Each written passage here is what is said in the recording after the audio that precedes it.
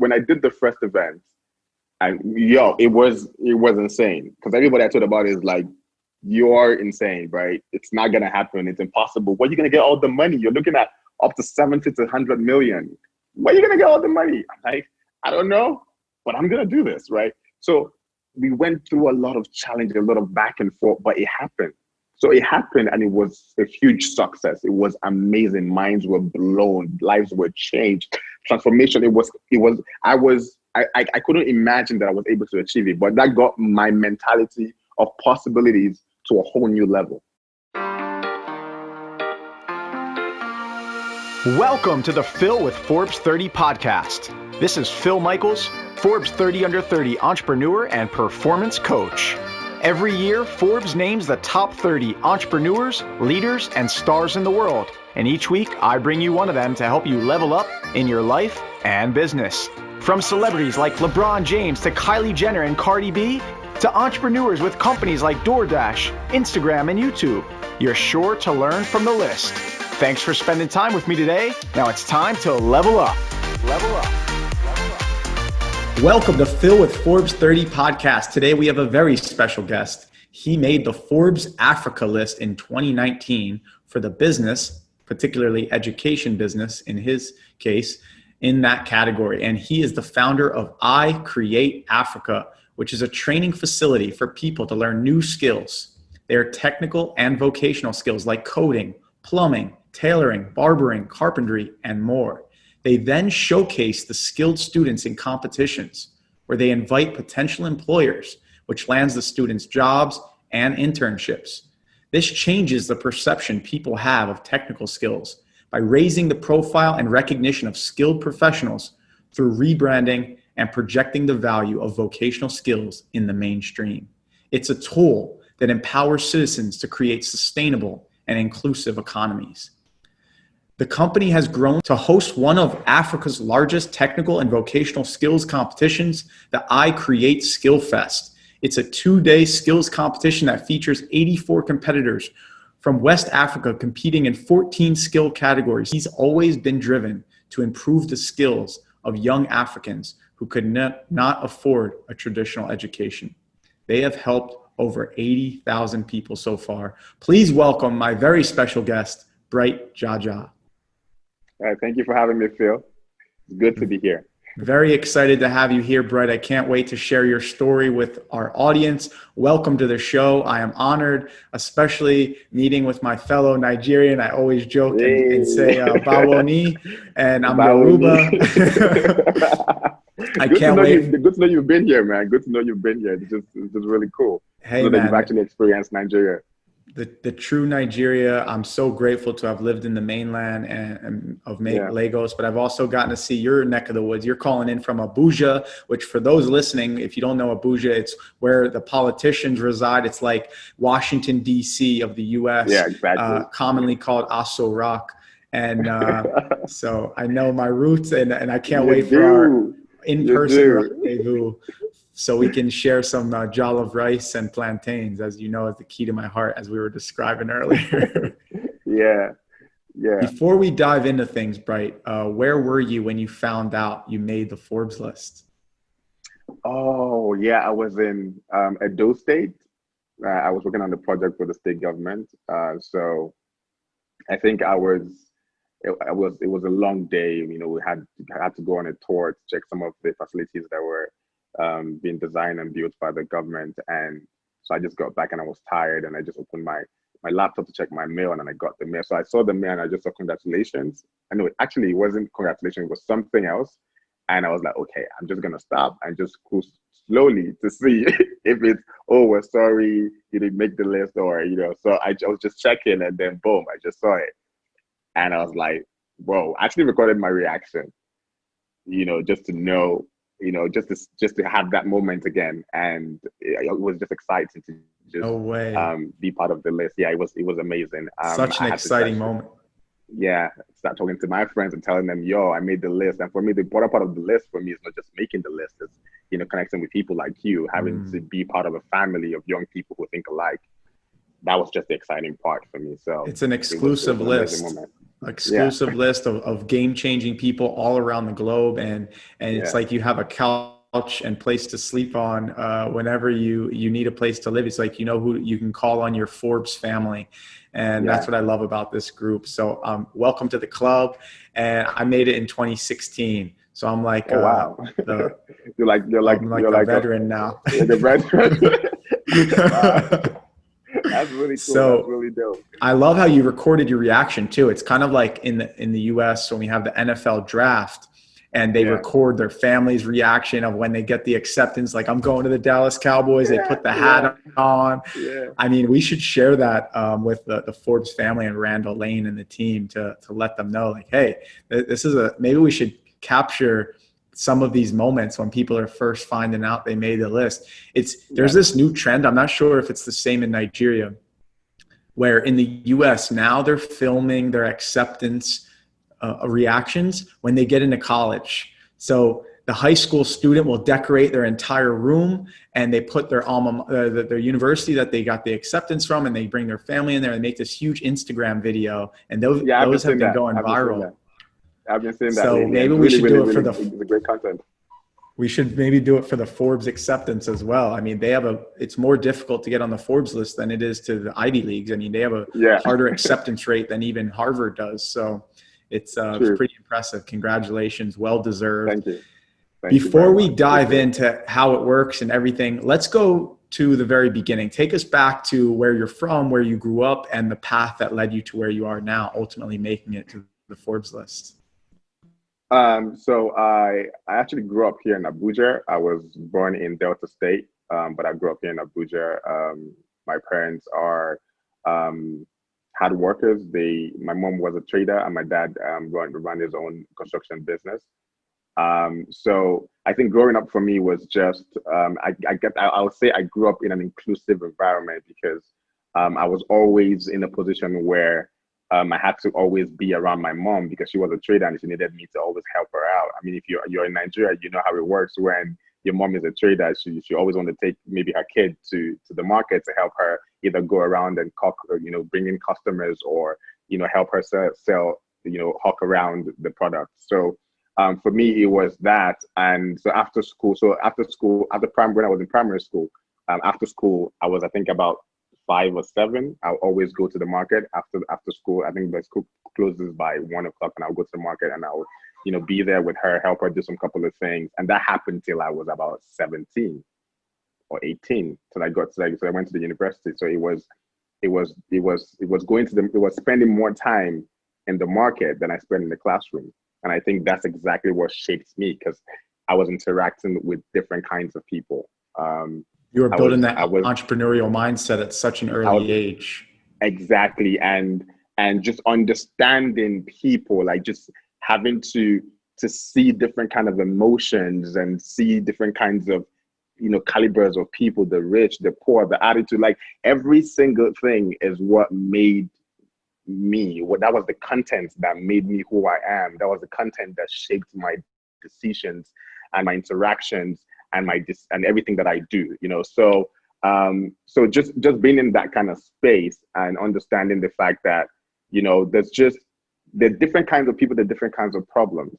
And that drove me towards one key thing that I understood. So I was someone that was good at school, but I just did not like the idea of being put in a box because I felt like school, having experienced the marketplace and the real life, because a lot of young people back then, they were excluded from reality, right? So you go to school and you come back home. You don't really interact with the world. I was interacting with the world at the age of 6, 7. I was experiencing practical interactions and transactions of why I was being taught in school, something else. So when I go to the classroom and I'm taught about the particular thing and I try to apply it with the real life situation, it just wasn't connecting. It was like there's a whole different kind of school for this life, right? I mean, when you're it's like a dichotomy between theory and real world application. Yeah. So for me, I just felt like it just wasn't connecting. It just wasn't I didn't see the value of the time I was spending in the classroom being applicable with reality, right? And for me, the reality was, it dawned on me that I had to start learning the real skills that's required for me to live in this real world, right? So I started really learning in the marketplace, interacting with people, asking questions. Okay, what do you think about this? I literally had a session where, I think I was like 14 or 15, and I would just bring all the kids that came to help their parents. I would just sit down, we just have conversations about random things. And that literally made me understand, a lot of things about life, about value, about why we're here, right? About connections, about responsibilities, and all that together just literally shaped my decision to go into what I'm doing right now. That's beautiful. And because you started seeing that not only is there a difference between what you're learning in school and the real life, but you're seeing all these people have so much value to offer the economy. One person might be a great carpenter, one person's a great plumber, one person's a great, hairdresser or barber. And yet you're seeing there's a disconnect between what we're being trained for and what's actually employable for you to make an income. And I mean, we're even seeing this in the US, where kids are going to 4 years worth of school, have tons of debt because of student loans, and they're not even employable, and they end up working at a Starbucks, and yet their degree was for something completely different. And it's like you and I discuss this. People are getting a piece of paper and thinking that's the prestige that they're aiming for. That's the level of success they're trying to obtain. And there's like this famous quote of become a man of value, not a man of success. And it seems like we're starting to shift that paradigm back to what we originally were made for, which is providing value. And you're providing a platform for people to do that. Yes, totally. So like I said, it kind of connects to, seeing the people who actually solve real problems, but they're under the value chain. They're the lowest in the value chain. So I see the hard work. I see the plumbers. I see the bricklayers. I see the makeup artists and the hairdressers, and I see how much problem they solve. I see how they make the society work. Like, without an electrician, there's no lights in your house. Without a bricklayer, there's no building. Without a mason, there's no road. Like, every infrastructure that we live in, that everything that makes life is handled and is coordinated and is created by these people. And at the same time, there are the lowest in the pyramid. They're the one that people don't even appreciate. Right? It took the world to be struck by a pandemic for them to appreciate essential workers. Imagine that. These are the people that made the world work. The cleaners, the guys that clean the street every single day, that we just drive past and just probably even dump something on the street without understanding that somebody is actually going to do that job, right? So for me, I was so eager to change that. I was so eager to move power back to the people that actually create things, the creators of things, not the guys that just push the pen and make decisions up there. How can we get the power back to the people that actually make things? How can we create a new image? How can we rebrand this industry to get more young people to see that there's value here? Because one of the biggest challenges that we came in to address is societal perception. And that was, changing the mentality that being a plumber is not cool. You can't say I'm a plumber on your social media bio, because everybody wants you to be something else. Everybody feels like, oh, it's not cool enough to say I'm a plumber or I'm a bricklayer or I'm a landscaper. Nobody sees value in that. So our job, first of all, was to get into that industry and change that narrative and rebrand technical and vocational skilled trades, make it look so attractive, increase the value using technology, using digitalization, using content creation, using events. So if you've seen the videos of our event, you would see, it looks like a Beyonce concert. You see a screen hanging up in the air. You see lights and cameras, and you see those guys wearing amazing outfit, looking like a superstar. And they're in their small stations and they're cutting wood and carpenters are cutting, the tailors are cutting and placing with latest technology, Bosch tools, and all of that. And we just letting people understand that this is cool. These guys are superheroes. These guys are the real stars, right? Yeah, and you're changing the that's narrative between the blue collar exactly. and white collar, and you're making blue collar sexy again. Exactly. In one word, that's exactly what we're doing. We're making it sexy. that could be your tagline, making blue collar Yeah. sexy. Yeah. I mean, you're doing that though. Exactly. And this is why Google, Facebook, Apple, Elon Musk, they're no longer requiring degrees, because Yeah. they're realizing that the real value isn't in a piece of paper, a diploma. It's in the real value that you're providing the company, which is the hard skills, the tangible work that you're doing, whether for you, Yes. the robotics, the plumbing, the, hairdressing. These are the people that create the foundation. Like you said, that's the majority of people, not the Yes. pen pushers. And also I like at the base of the pyramid, this becomes even more evident.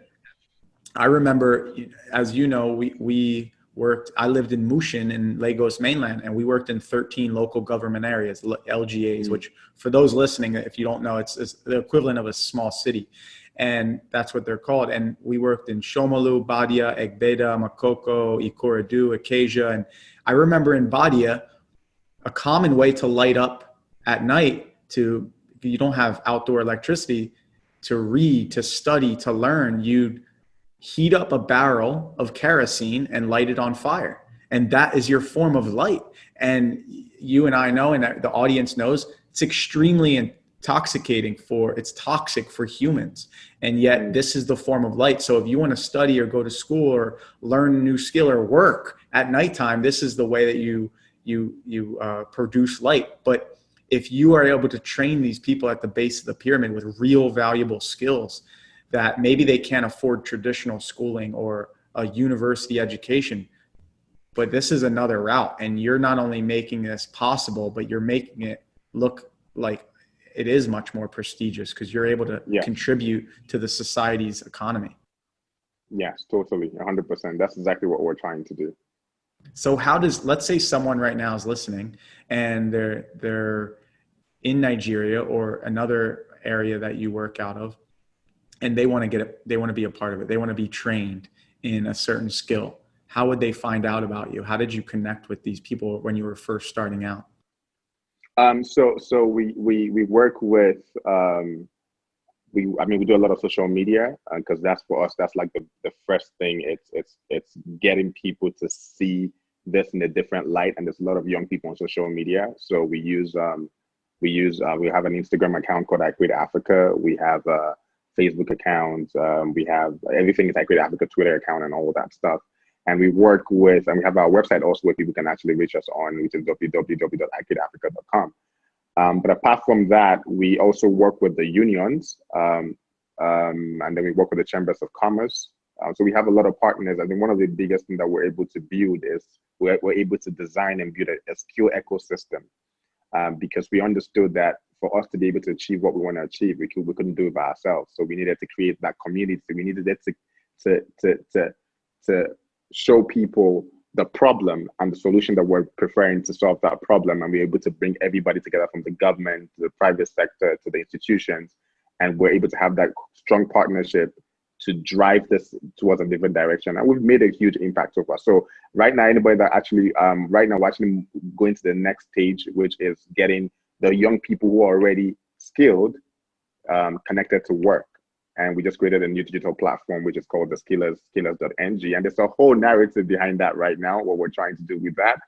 I think I'm liking where it's going, because my team, which is amazing young people, we've been coming up with different really cool ideas to make the young people who are going to get on the platform feel really, really special. And so that's what we're doing right now, trying to create a marketplace, a digital marketplace for service-based workers, to connect them with employers and clients from across the world.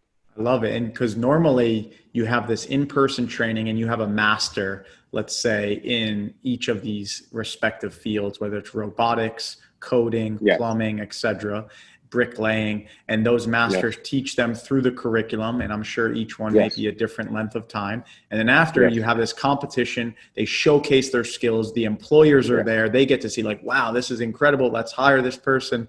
And Yes. now they have an employable job or an internship at least. And now you're taking that and you're saying, how can we make this more scalable? Let's create a digital platform. So now anyone in the world, even if you're not in Nigeria, you can hire these skilled individuals, whether it's a graphic designer or et cetera. You'll be able to get these skills for your company, and it's skillers.ng. And we'll put these in the show notes, but that's where you could find out. And, Bright was generous enough, him and his team, to offer you listening a coupon code to get access to these skilled individuals for free by using the coupon code PHIL30, which we'll put in the show notes. But amazing work that you're doing. And, take us back to that point though, when you maybe realized you were successful.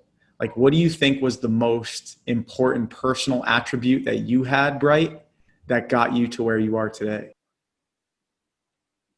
I would say that persistence. One of the most difficult things to do in this part of the world is become an entrepreneur. Yeah, becoming an entrepreneur in Nigeria is it's like, sometimes people actually perceive it as a suicide mission.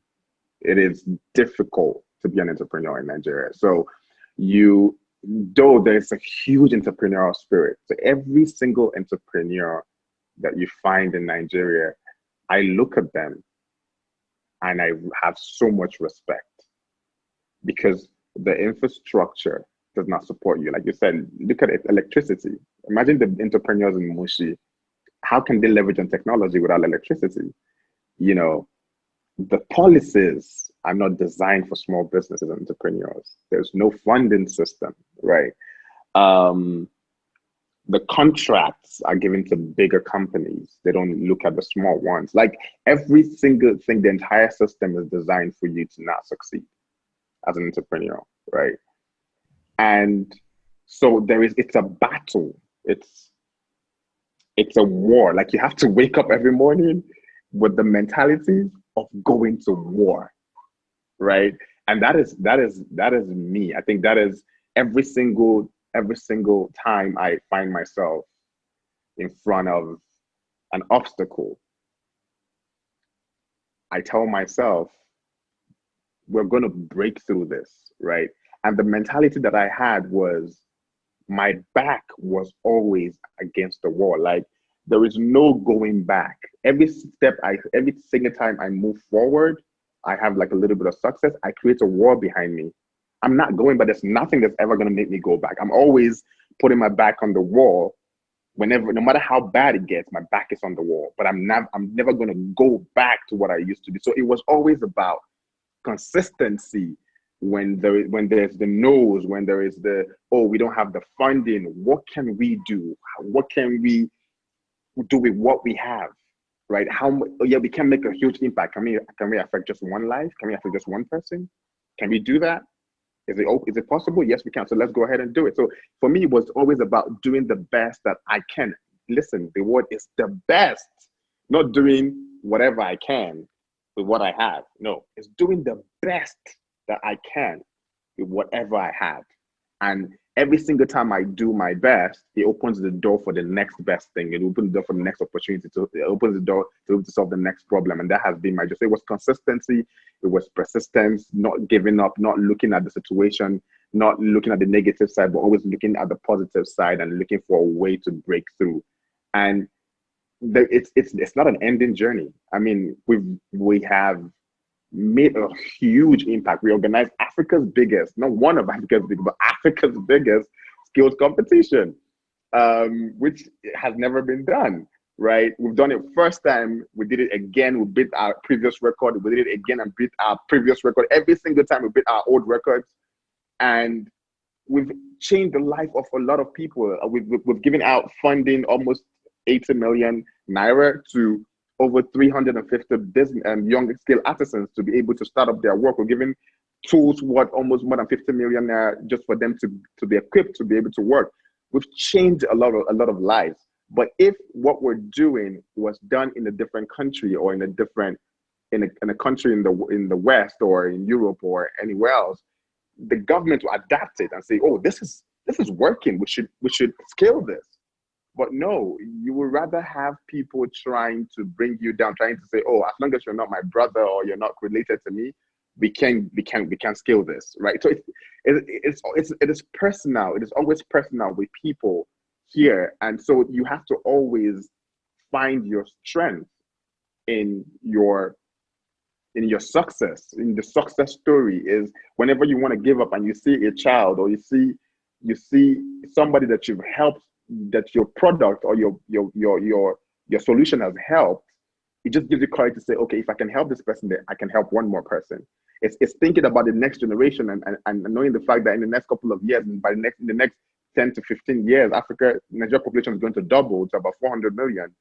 And you look around and you see that there's no opportunity for them. And you're like, I can't just sit and not do nothing about this. So I have to keep working. So I think my journey has always just been, just keep going, regardless of the hustle, regardless of the restrictions and all the obstacles in the way.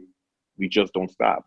Yeah, because it's admirable, the work that you put in, the laudable work that you're doing, because you do have a lot more obstacles. And I've witnessed that firsthand. A common saying is our meeting in Nigerian time or American time? Because you don't know, it could be 2 hours before you start. And if you're an entrepreneur and you're trying to build a business and you don't know if you're going to start on time or someone's going to be late or they're going to cancel a meeting, it affects your business, affects the progress that, what took me, a day's work in the US would take me a week in Nigeria. Even that alone, just the speed of productivity, because you're counting on other people and the traffic, for example, or you're passing by Oshadi and you are having to, just navigate obstacles that we might not have to face here in the Western world or a more developed country, so you're up against way more. And so the fact that you're even able to overcome that is extremely admirable and exciting that you're doing this. But you're not just doing it for yourself. You've created a platform to do it for the next generation and the next generation and the generation after that. And you and I talked about this before. Nigeria's population is almost the size of the US population, and you're only twice the size of California. That the birth rate for mothers in Nigeria is on average 5.5 children per mother. That's a lot of children that are going to need skills, and you've given them a platform to find a way out if traditional school is not what they're looking for.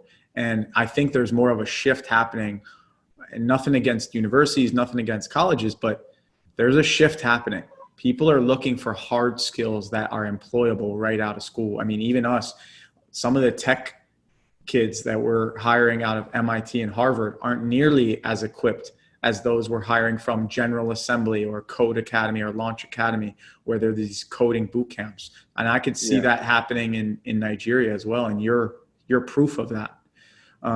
We talked about the success aspect, but thinking about your journey, Bright, and knowing what you know now, what's a lesson that maybe you learned that you wish you had learned from sooner? I think it would be, I think for me, there's not much that I would have done differently, because I always put myself in situations that wasn't comfortable. What I'm trying to say is this. Just giving an example, when I decided to say we wanted to execute the first ever skill competition. Now, doing a skill competition, people don't understand how difficult it is. It's like organizing 10 events as one event, right? Because there's a lot of process behind the scene. There is, and each skill has its own process. So it's like different events all in one. Exactly. So you have different volunteer groups, you have experts, you have screening process, you have creating the product that they're going to execute within a time frame, 16 hours.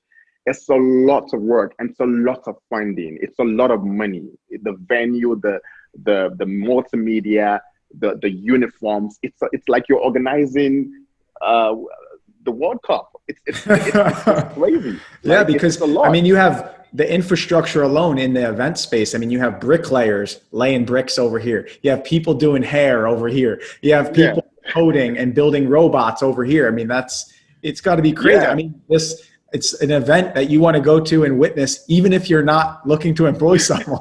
Yeah, it's insane. So people come in, they're like, wait, what the hell is going on here? But what they don't understand is the amount of work. And so for me, when I decided to do that, right, I knew that technically it was impossible.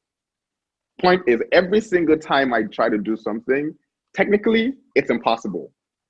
Just like looking at my resources, looking at what I have, looking at everything is impossible. And people always just not put themselves in that position to just walk away. They're like, nah, I'm not gonna do it. I put myself in impossible situations every single time. That's the reason why my growth is really, really fast. And so for me, I think I did everything I was supposed to do at the early stage, which is because, and I think with the foundation of that was growing up with my mom always making me do things that I wasn't comfortable with. I didn't want to go to the market after school. I wanted to hang out with my friends. I was a kid. I wanted to play football. I wanted to just chill, right? That's what kids do after school. They play. I didn't play after school. I went to work. And it wasn't comfortable for me. I didn't like it. But I got used to not being comfortable, right? I got used to with the uncomfortable. Yeah, I got used to not so every single time I'm not doing anything, I'm like, I gotta put myself in some messed up situation. Like, what's the next big thing? What can we do next? I'm used to the high blood pressure, like that. Oh, what's next? What can we do next? Like, what's gonna happen? The chaos. So, exactly. That is exciting for me. Like, I'm used to it. I think right? that's the entrepreneurial mindset versus the employee mindset. You know, the employee mindset's so worried about the how you're going to get it done. The entrepreneurial mindset is so worried about the why. They don't care how. They'll figure it out no matter what. You put your back against the wall and you'll be able to accomplish anything. Exactly. So for me, so I think it was I was always doing this. Set a goal so bigger than myself that I grow towards achieving it. And set another goal so bigger than myself and I grow towards achieving it. So I was just growing. And this entire process is not comfortable. It's like every single morning I wake up and I'm like, what am I going to do next? I'm powered up. I'm fired up. Right. I'm trying to, I'm just always studying. I'm trying to understand something, and it just helps you equip yourself. So when I got to 30, I asked myself a question: is there something I would have done different when I was 20? And I looked at every situation. I'm like, nah. I will go back and I will do the same thing over and over again. Right. I love how you rose up to the occasion. You set the bar high and you said, I'm going to rise up no matter what. I'm going to level up. And this is, in business, you call this the Pygmalion Effect. And it's actually a psychological tenet where you raise the bar higher than what you even expect of yourself or your employees. And you ultimately feel the urge to, if you're aiming for the moon, even if you fall amongst the stars, it's higher than it would have been if you set the bar lower. And you rose to the occasion. Let me give you a quick example, right? So when I did the first event, and it was insane, because everybody I told about it is like, you are insane, right? It's not gonna happen. It's impossible. Where are you gonna get all the money? You're looking at up to 70 to 100 million.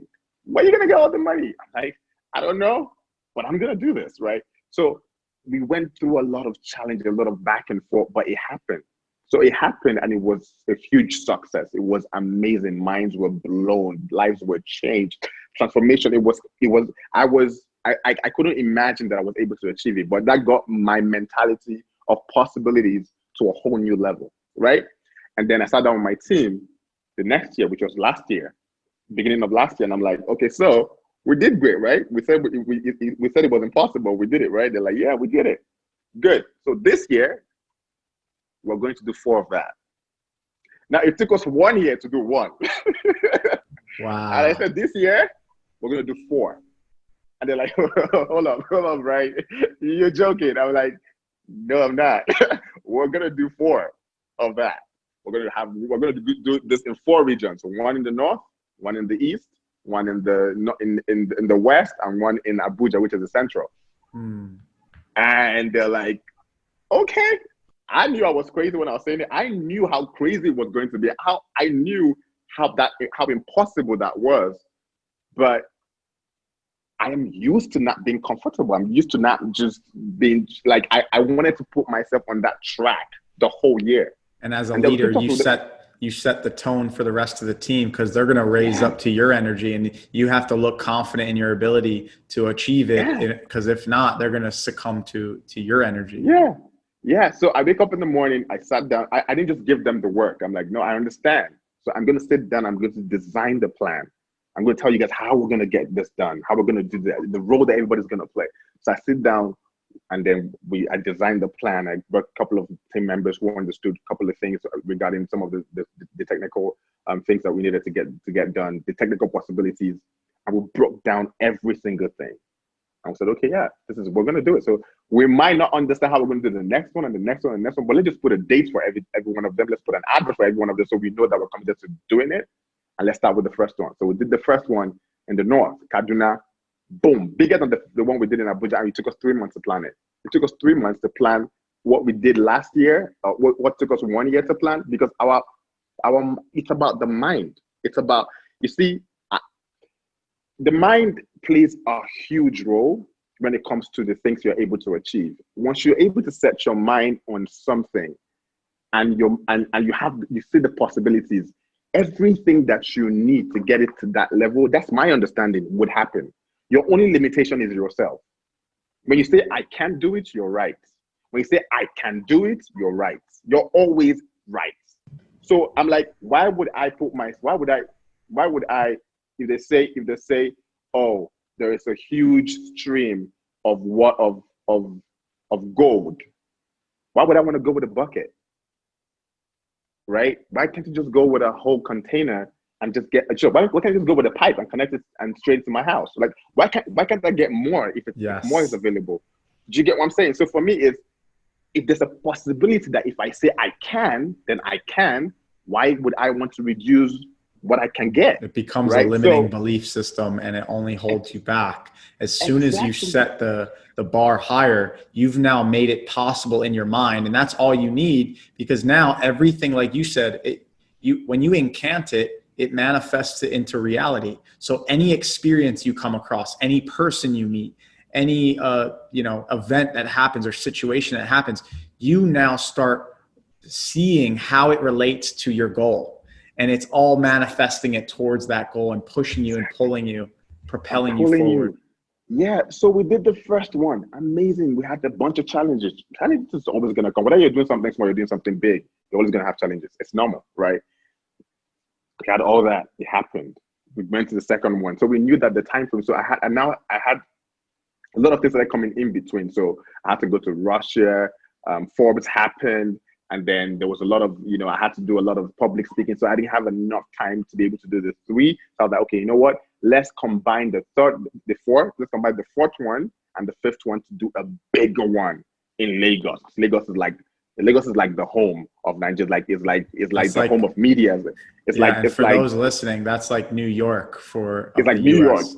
Exactly. It's like it's everything. So I'm like, let's combine our resources, because we've already done something in Abuja. So doing it in Abuja again, it's not going to be as valuable because we did the last one in Abuja. So let's combine our resources for Abuja and let's make it to Lagos, and so we can have enough time to make sure that Lagos is the best thing that we've ever done. So we did 2, and then we started working towards Lagos. I traveled a lot. I came to Detroit for the Forbes List. I went to Germany. I went to Russia. I was just traveling all over the place.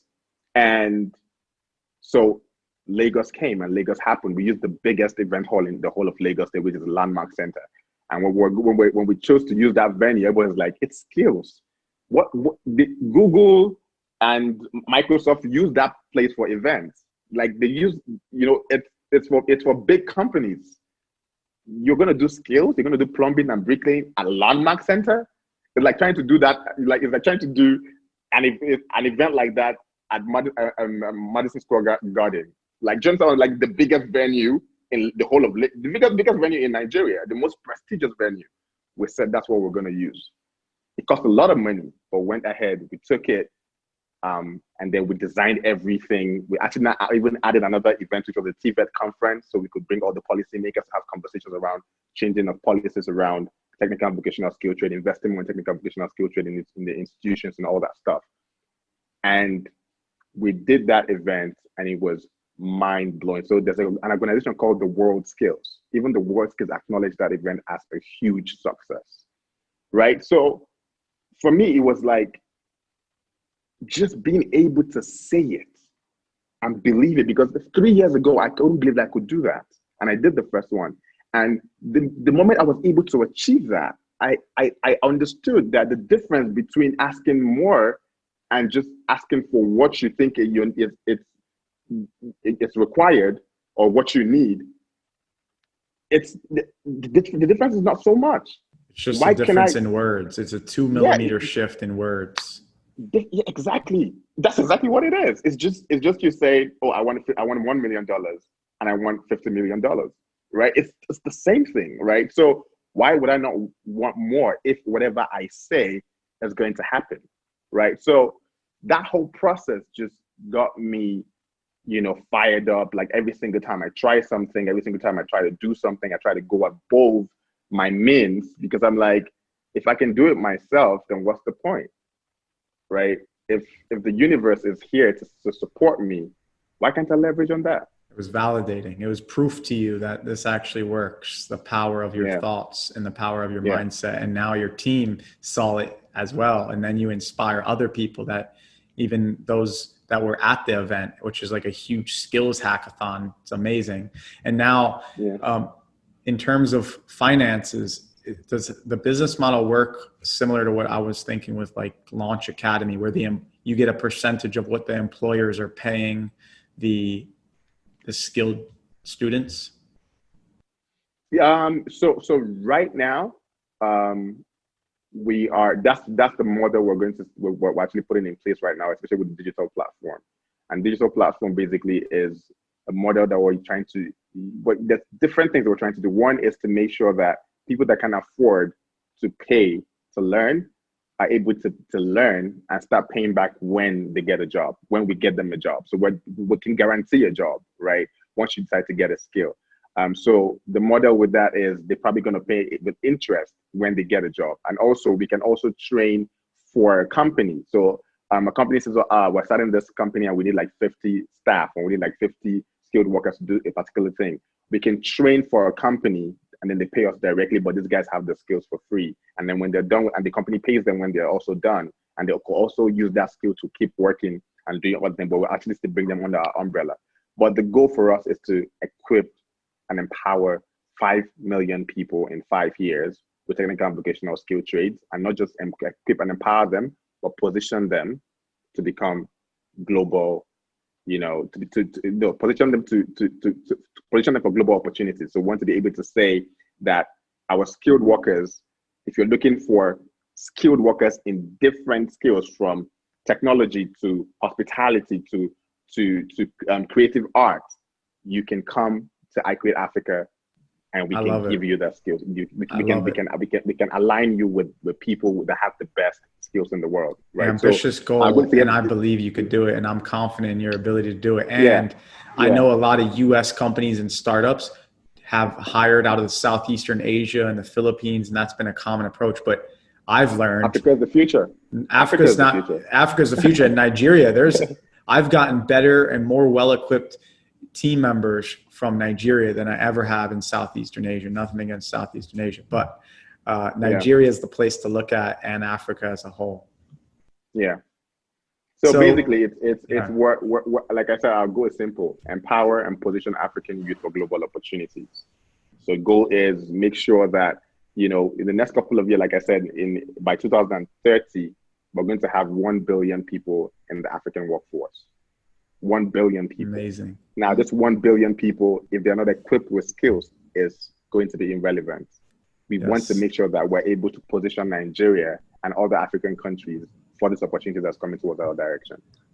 Well, Bright and his team are going to be the ones that do it. So please witness this success. And, one of the things I love, Bright, is the hustle along the way to get to where we are. What's something you did that was scrappy to hustle that maybe you couldn't have revealed when you first started out, but you're willing to share it with us now? I think it was the fact that I played every single role in my company at some point. So I'm a perfectionist. I like things done very well, right? So when I assign tasks or when I give people stuff to do, because at some point I didn't actually have the money. When I didn't have the money to do it, I had to learn the skills myself to be able to do it myself. And then even when I was able to employ people or assign tasks to people, when they don't do it right, I learn and I just do it myself. But that's not the story. The story was when I started, it was just my office and it was just me. I was my secretary, I was my graphic designer, I was my writer, I do everything. And so I was working on a project called Dance for Peace, which was going to be a flash mob to raise awareness for the girls that were kidnapped, the Chibok girls. This was 2013 or so.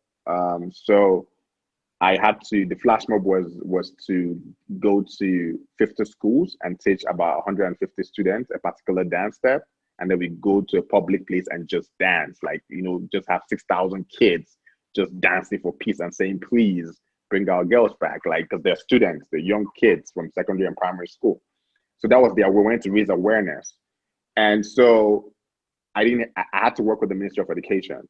So I designed my proposal. I'm like I said, I have an eye for excellence. Like everything has to be done properly. So I had my proposal, a brochure, design, and everything, and I printed it out, and I had to go deliver it myself because I didn't have a secretary, right? So I got there. I got to the Ministry of Education. And the guy that was there, if you know Nigeria, you know how Nigerians act, right? So I got there. You got something for me? Yeah, exactly. So I dropped off the proposal, and the guy was just drop it there. He was eating. This guy was eating in the office. He's the guy that receives proposal. He was eating, and he literally took, he touched my paper with his, or he was eating a goosey soup. I know you know what a goosey soup is, and he touched my paper with his hands, and he stained my paper. And I was looking at this dude it took me a lot to put this together. I was so angry, but I didn't want to show my anger because I didn't want him to just dump my paper when I left. So I was calm. And then he was like, just drop it there. He treated me like I was nothing, literally. And then he said, just drop it there. So I dropped the letter, I got the acknowledgement copy, and then I left. So I came downstairs about to get a cab back to my office, and I got a call on my phone. So remember, I am the CEO of the company. My number is on the document. So I got a call on my phone. I picked up the call, and I was like, "Hello, I'm sorry, who's this?" And the person was like, "Hello, sir, how are you?" I'm like, "I'm fine." How are you doing? I hope you're good. This person was actually sounding really nice. I was like, "I'm okay. Sorry, who am I speaking with?" And he said, "Oh, one of your staff just dropped off a letter at the Ministry of Education." So I was like, yeah. And he's like, the letter wasn't signed, right? I was like, oh, I'm so sorry. I'm out of the country right now. So I'm going to send him to come back. Oh my God. I signed the letter. So I'm so sorry. I was really busy. I had to leave the country for some work. They're like, okay, sir, no problem. It's okay. It's fine. Now, the two part of the story, this same guy that saw me physically, right, and did acknowledge my presence, opened my proposal, right, and saw value that in his mind, the image that he saw was an elderly, rich person, right? That shows you the power of branding. Because my branding gave him an image of some rich, wealthy person. That's why he was calling me sir the entire time. But I was standing in front of him and he didn't see me as a sir. He saw me as some random person that just came to drop a letter, right? So I went back upstairs. I ran back. I was like, I'm so sorry. My boss just called me and said he didn't sign the letter. I should sign the letter on his behalf. I'm so sorry. And the guy was like, you guys don't pay attention. How would you bring a letter? And he was screaming at me, right? He just called me sir. because he was talking to somebody else. He feels talking to somebody else, right? So that Wow, story, I always tell that story to young entrepreneurs. I'm like, it doesn't matter how the kind of situation that you're facing as an entrepreneur, just make sure it doesn't show on your brand.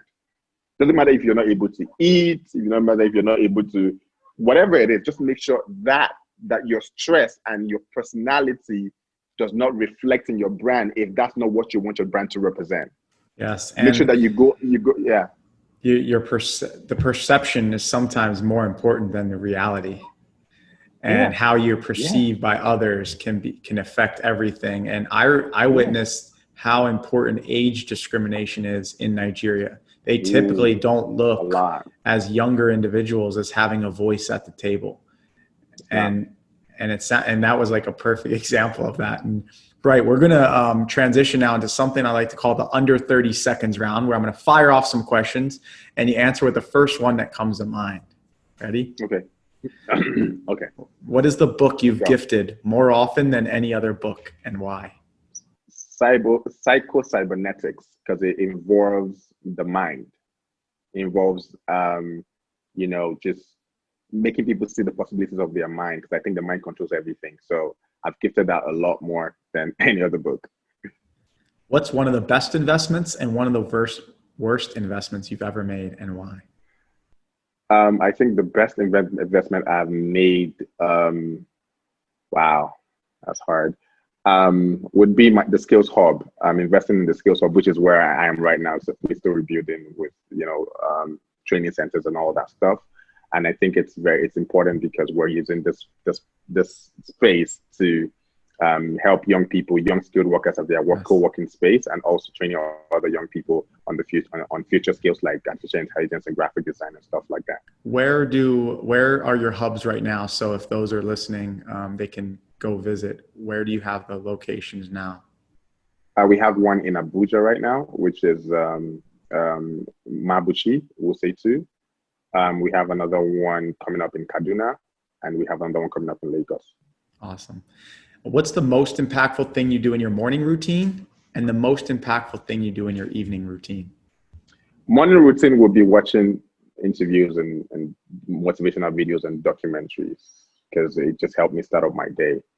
Evening routine would be just not saying a word for about an hour and just browsing through what I've done that day to see if I've made any progress. And if I haven't, just making sure that I do something before I sleep to make me feel like I've actually achieved something. Reflection process, so important. Yeah. Second to last one, pretend you won the Peter Thiel Fellowship and you were going to get money to start a business instead of go to college. What's the very first thing you do to start your new business? I will. Wow. I think I would focus on creating a brand image first. So understanding what the business is, if I already have that, is to create a brand image. So invest in the brand image of the company that I'm going to start, and then work towards getting into the market. Is there a bucket list item you want to achieve, or a personal goal or milestone that you want to achieve? I think next for us right now is basically getting up our platform populated with the right people. Getting in the market so young people, employers can start interacting with these young people, especially now. They need it more than ever. And then the next thing is going back to our mission of empowering 5 million people with skills, so they can be valuable. And so basically, those are the two major things that are in front of us right now for the next 5 years. We want to build a skill park, which is going to be like the Silicon Valley of technical and vocational skill trades. This is part of our plan for creating 5 million jobs. We also want to start focusing on technology, teaching young people on skills of the future, things like AI, virtual reality, content creation on those aspects, augmented reality, blockchain technology, all stuff like that. Just preparing young people for the skills that is going to be highly in demand. So basically, it just wraps up with focusing on empowering young Africans to take the global stage. Where do listeners go to connect with you directly? My social media, I'm very active on Instagram mostly. I'm active on Twitter also. I've posted a lot of weird thoughts on Twitter, so you can just go check that out. But Instagram is where you can reach me, more official Bright Jaja, and we can always talk. I'm actually going to be creating a mentorship program very soon, where I'll probably call you at some point to come talk to some of the young people that we're working with, and other under 30s. To just come and share their experience. Yeah. So by the way, Abby, social media will be. I'll put your handle in the show notes. And Abby is also Forbes 30 under 30 from Nigeria. And he created Isuzu, a financial company out in New York City. I'm going to connect you with him because I feel like you guys will have a lot to talk about. And so great. Please go connect with Bright. Thank you, ladies and gentlemen, for being here today. This is Bright with iCreate Africa, who creates skills hubs for those that want vocational skills and want to be employable. We learned so much today, how to go from a developing nation to a global scale company. I mean, you are the epitome of someone that has truly defied the odds and overcome so many obstacles, so motivating. But I'm grateful that we had the chance to reconnect. So Bright, thank you so much for being here today. It was such a pleasure. Thank you so much for having me. Thank you so much for doing this. And I think it's really, really amazing that, stories like this are shared, because a lot of people don't even know what's going on. I mean, we watch a lot of stories of, the Steve Jobs and the Jack Ma, and it's so much of a distance. You can't really relate because you're not in that space. But when young people like you and me are sharing their stories, it just makes people understand that, oh, this is close, I can relate with this. So for you to be able to, take out time to bring young people who have really amazing story and share their experience and actually bring it out of them, because your conversation and your question actually brings out those conversations, and it just really impacts the life of a lot of young people. And I think that's what we need now more than ever. So thank you for doing this. That means a lot to me. Thank you. And I hope this episode helped you as much as it helped me. Have an amazing day, everyone. Thank you. Thanks for joining us today. I hope this episode helped you as much as it helped me. Who do you think would benefit from hearing it? You can make an impact on their life by sharing it now. Before you go, I encourage you to tell us your favorite part of the episode in the review section. Now it's time to level up. Level up.